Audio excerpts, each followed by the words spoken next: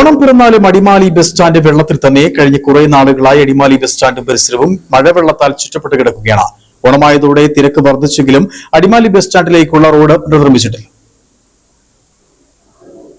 ഓണം പിറന്നിട്ടും അടിമാലി ബസ് സ്റ്റാൻഡിന് ശാപമോക്ഷം ഉണ്ടായിട്ടില്ല.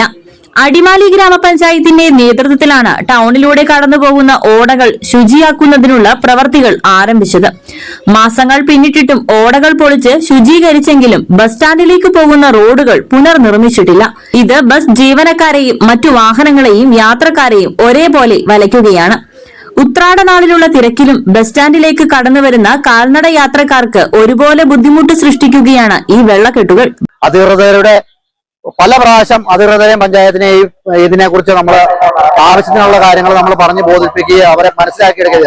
ഇതൊരുമാതിരി രാഷ്ട്രീയവൽക്കരിച്ചുകൊണ്ടുള്ള പരിപാടിയാണ് ഇപ്പൊ അടിമാലി ബസ് സ്റ്റാൻഡിൽ ഈ പഞ്ചായത്ത് കാണിച്ചുകൊണ്ടിരിക്കുന്നത്. കഴിഞ്ഞ ദിവസം അവിടെ ഒരു ബൈക്കുകാരൻ ആ കുഴിയിൽ മതിയായ മരണക്കുഴിയിൽ ചെന്ന് കഴിഞ്ഞ ദിവസം വീണു. അതിനെതിരെ നമ്മൾ പഞ്ചായത്തിൽ ചെന്ന് അവരുടെ വീഡിയോ സഹിതമുള്ള സാധനങ്ങൾ പഞ്ചായത്ത് പ്രസിഡന്റിനെയും ബാക്കിയുള്ള അധികൃതരെയും നമ്മൾ കാണിച്ചു കൊടുത്തതാണ്. പക്ഷെ അതിനെതിരെ ഒരു നടപടി പോലും ഇത്രയും ദിവസമായിട്ട് ഏതെങ്ങാണ്ട് ഇതിനെ രാഷ്ട്രീയവൽക്കരിക്കുകയാണ്. ചില സ്വാർത്ഥ താല്പര്യങ്ങൾക്ക് വേണ്ടി പഞ്ചായത്ത് ബസ് സ്റ്റാൻഡ് ഇപ്പൊ കുളമാക്കി.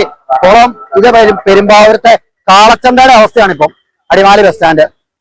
ഇതിനെതിരെ അധികൃതരെ കർശനമായ നടപടി എടുത്തില്ലെങ്കിൽ ഈ ബസ് സ്റ്റാൻഡിലേക്ക് ഞങ്ങൾ ജീവനക്കാരുടെ നേതൃത്വത്തിൽ ഇവിടെ ഞങ്ങൾ വണ്ടി ഇറക്കില്ല. കഴിഞ്ഞ ദിവസം റോഡിൽ രൂപപ്പെട്ട കുഴിയിൽ ബൈക്ക് മറിഞ്ഞ് അപകടത്തിൽപ്പെട്ടിരുന്നു. ഇനിയും റോഡ് പുനർനിർമ്മിച്ച് ഗതാഗതം സുഗമമാക്കുന്നതിനുള്ള നടപടികൾ പഞ്ചായത്തിന്റെ ഭാഗത്തുനിന്ന് സ്വീകരിച്ചില്ല എങ്കിൽ ശക്തമായ സമര പരിപാടികളുമായി മുന്നോട്ടു പോകുമെന്നാണ് ബസ് ജീവനക്കാർ പറയുന്നത്. News bureau, Adimali.